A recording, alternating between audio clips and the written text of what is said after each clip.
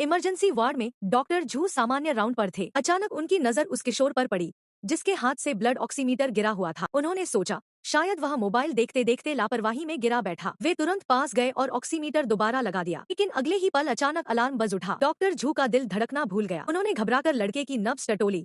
हथेली बर्फ जैसी ठंडी थी, धड़कन पूरी तरह गायब। उन्होंने तुरंत इमरजेंसी बटन दबाया और जोर से पुकारा, कोई है, जल्दी आओ। वे खुद लड़के को सीपीआर देने लगे। तभी नर्सें दौड़ती हुई अंदर आई। किसी ने इंट्यूबेशन किया, कोई दवाएं लाने भागा, लेकिन मॉनिटर पर सिर्फ एक सीधी रेखा चमक रही थी। इसी बीच यह खबर सुनकर डॉक्टर झेंग भी ऑब्जर्वेशन रूम में पहुंचे। उनके चेहरे पर घबराहट के साथ साथ गहरी आत्मग्लानि थी। उन्हें याद आया, कुछ देर पहले नर्स इंचार्ज ने कहा था कि एक किशोर को हल्की चोटें आई हैं, पर जांच जरूरी है। उस वक्त वे एक गंभीर कार एक्सीडेंट मरीज में उलझे थे और उन्होंने ध्यान नहीं दिया। अब उन्हें अपनी ही लापरवाही काट खाने को दौड़ रही थी। वे लड़के को बचाने में जुट गए, मगर नतीजा वही रहा। आधे घंटे की जद्दोजहद के बाद स्क्रीन पर वही सीधी लाइन कायम। लड़के की सांसें थम चुकी थी। थोड़ी देर में लड़के की मां पहुंची। उनका चेहरा आंसुओं से भीगा हुआ था।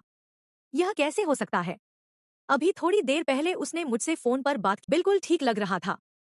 अब वह मर गया। दुख के साथ साथ गुस्सा भी उमड़ पड़ा। उन्होंने सीधे अस्पताल पर केस करने की धमकी दी। स्टाफ खामोश खड़ा था। तभी इमरजेंसी विभाग का प्रमुख अंदर आया। उसने गंभीर आवाज में कहा, मैडम, यहाँ मरीजों का इलाज पहले आओ भले पाओ से नहीं। हमें सबसे पहले उन्हीं को बचाना पड़ता है जिनकी हालत सबसे गंभीर हो।